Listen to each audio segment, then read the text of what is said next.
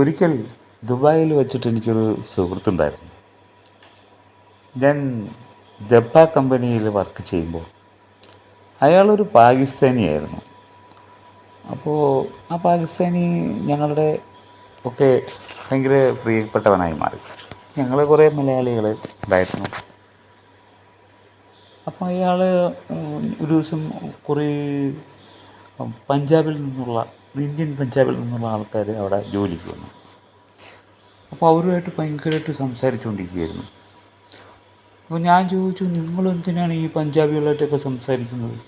നിങ്ങൾ പാകിസ്ഥാനികളും ഇവരൊക്കെ ശത്രുക്കളല്ലേ? അയാൾ എന്നോട് പറഞ്ഞു, പാകിസ്ഥാനി അയ്യോ കുറച്ച് ആൾക്കാർ മാത്രമേ ഉള്ളൂ ഭീകരവാദികളായിട്ട് നടക്കുന്നത്, ബാക്കിയെല്ലാം നല്ല സൗഹൃദത്തിലാണ്. ഞാനും പറഞ്ഞു, എനിക്കും അങ്ങനെയാണ് തോന്നിയത്. ഞാൻ പിന്നെ ചോദിച്ചെന്നേ ഉള്ളൂ. അപ്പോൾ ഇതിന് മുമ്പ് തന്നെ ഈ പഞ്ചാബികൾ അവിടെ വരുന്നതിന് മുമ്പ് തന്നെ ഈ ഞങ്ങളും ഈ പാകിസ്ഥാനിയായിട്ട് വളരെ സൗഹൃദത്തിലായിരുന്നു. അപ്പോൾ നല്ല പേഴ്സണാലിറ്റി ആയിരുന്നു, നല്ല വ്യക്തിത്വമായിരുന്നു. അപ്പോൾ അത് വെച്ചിട്ട് ഞാൻ നാട്ടിലെത്തിയപ്പോഴത്തേക്ക് ഒരു കഥ രൂപപ്പെടുത്തുകയായിരുന്നു. അങ്ങനെ എനിക്ക് പട്ടാളത്തിൽ ജോലി കിട്ടി.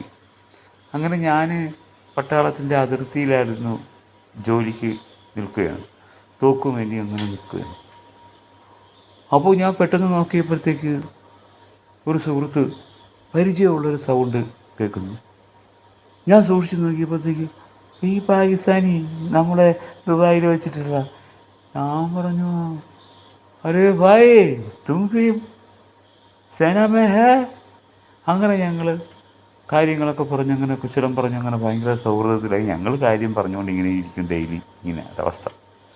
പെട്ടെന്നാണ് ഒരു അതിർത്തിയിൽ യുദ്ധം പോലെ എന്തൊക്കെ പുറപ്പെട്ടു. ഭയങ്കരമായിട്ടൊക്കെ അങ്ങനെ എന്തോ കണ്ടീഷനായി. അങ്ങനെ ഞാൻ നോക്കിയപ്പോഴത്തേക്ക് ഞങ്ങളുടെ സൈനിക കമാൻഡിലുള്ള ആൾക്കാർ ഓടി വരികയാണ്. എല്ലാ അങ്ങോട്ടും ഇങ്ങോട്ടുമുള്ള പാകിസ്ഥാനികളെ വെടിവെച്ച് കൊല്ലണം എന്നാണ് ഓർഡർ. അതുകൊണ്ട് ഞാനും അങ്ങോട്ട് തോക്കെടുത്ത് വെടിവെക്കുകയാണ്. ടക്ക ടക്ക ടക്കോ എന്നും പറഞ്ഞുകൊണ്ട് ടോ ടോ ടോ ടോ ടോ എന്നും പറഞ്ഞ് കുറേ വെടിവെച്ചു. വെടിവെച്ചതും ഈ പാകിസ്ഥാനി മറിഞ്ഞങ്ങ് വീണു. അപ്പോൾ നമ്മുടെ കൂടെയുള്ള സൈനികരായിട്ടുള്ള ആൾക്കാരെല്ലാം എങ്ങോട്ടൊക്കെ ഓടി ഒളിച്ചിരിക്കുകയാണ്. അപ്പോൾ ഓടി ഒളിച്ചിട്ടപ്പോഴത്തേക്ക് ഞാൻ തോക്ക് ചൂണ്ടിയിട്ട് ഇവനെ വിളിച്ചു, ഹേ ഹുസൈൻ, നീ എന്ത് ചെയ്യണ്ട. അപ്പോൾ അവൻ പറയണു, നീ എന്നെ വെടിവെച്ചു, ഞാൻ ചത്തടാ. അപ്പോൾ ഹിന്ദിയിലാണ് പറയുന്നത്, മേനെ മർഗയ. ഞാൻ പറഞ്ഞു, തോക്ക് നീ ചത്തില്ലടാ, ഞാൻ വെടിവെച്ചത് വേറെ എങ്ങോട്ടല്ലേ. ഞാൻ ചത്തില്ലേ? ഞാൻ നിന്നെ വെടിവെച്ചാലല്ലേ നീ ചാവൂ. നീ മറിഞ്ഞു വീണ്, ആദ്യത്തെ വെടി കേട്ടുകൊണ്ടിരുന്ന നീ അങ്ങ് മറിഞ്ഞു വീണ്. ഞാൻ ആകാശത്തോട്ടല്ലേ വെടിവെച്ചത്, അത് കേട്ട് നീ അങ്ങ് മറിഞ്ഞു വീണ്. പിന്നെ ഞാൻ എങ്ങോട്ടൊക്കെയല്ലേ വെടിവെച്ചത്.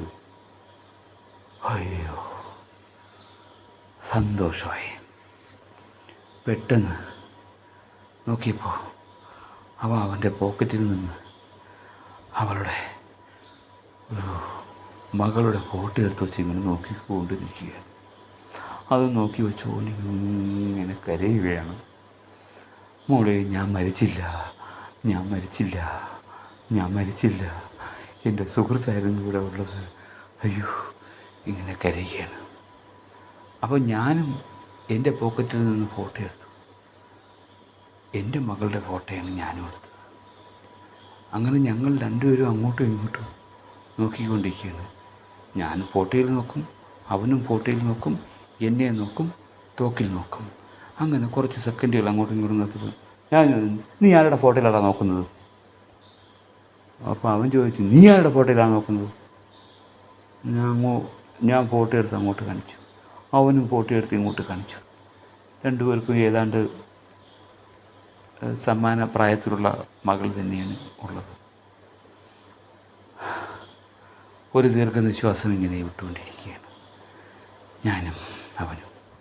അപ്പോൾ ഞാൻ ദുബായിൽ വെച്ചിട്ട് അവനോട് പറയാറുണ്ടായിരുന്നു, ഒരു ഹിന്ദുവിൻ്റെ ജന്മസ്ഥലമായിരുന്നു പാകിസ്ഥാനും അഫ്ഗാനിസ്ഥാനും ഒക്കെ. അവനും ഇങ്ങനെയൊക്കെ ഇത് കേട്ടുകൊണ്ടിട്ട് പറഞ്ഞു, എനിക്കും കുറേയൊക്കെ കഥകളൊക്കെ അറിയാം, പക്ഷേ നമ്മളിപ്പോൾ ഇങ്ങനെയൊക്കെയാണ് എന്നൊക്കെ പറയും.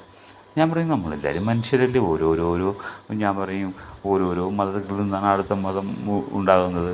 മതങ്ങളെല്ലാവരും നമുക്ക് സ്നേഹിക്കാൻ പഠിക്കണം. പിന്നെ ഞാൻ അവനോട് പറയും, ഇവിടെ മതങ്ങൾക്ക് മതത്വമുണ്ട്, മനുഷ്യർക്ക് വേണ്ടത് മനുഷ്യത്വമാണ്. അപ്പോൾ അത് ഹിന്ദിയിൽ ഞാനതങ്ങനെ ഡബ് ചെയ്ത് പറയും. അപ്പോൾ ഞങ്ങൾ ഇതായിരിക്കും, എന്തിനാണ് ഈ യുദ്ധം, ആരെ തോൽപ്പിക്കാനാണ് ഈ യുദ്ധം, സമാധാനത്തിലും സ്നേഹത്തിലൂടെയും കഴിഞ്ഞുകൂടി, സമാധാനത്തിൻ്റെയും സ്നേഹത്തിൻ്റെയും ശാന്തിയുടെയും പാതയിലൂടെ പൊയ്ക്കൂടി. ഈ യുദ്ധങ്ങൾ ആരെ തോൽപ്പിക്കാനാണ്, നമുക്ക് നമ്മളെ തന്നെ തോൽപ്പിക്കാം എന്നല്ലാതെ എന്തു പറയാൻ.